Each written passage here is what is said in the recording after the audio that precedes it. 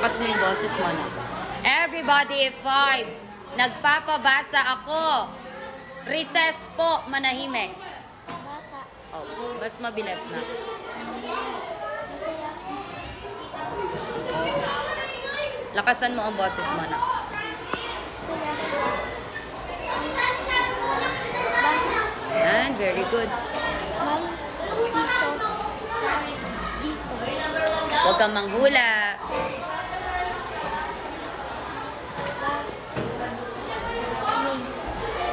Ano na buo? Mesa. Kulang.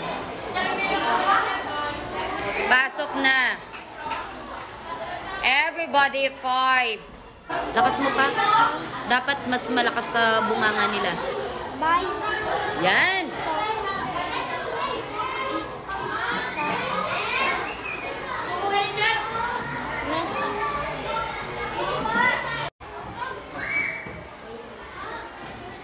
Go back to your proper seat. Ang sabi ko sa inyo, di ba? Pag ako nagpapabasa, pag walang ginagawa, tulong nyo yun sa kaklase ninyo.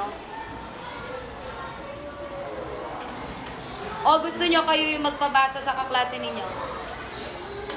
Recess ngayon, vacant ko naman.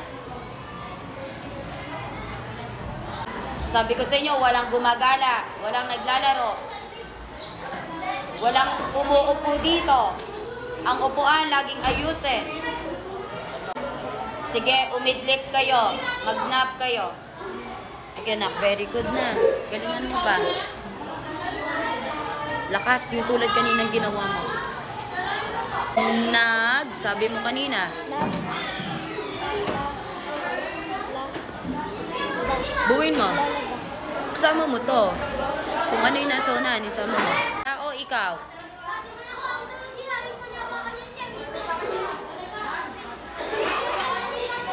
Ang sabi ko sa inyo, ingatan nyo yung gamit nyo. Sige na po. Magsiupo na lahat.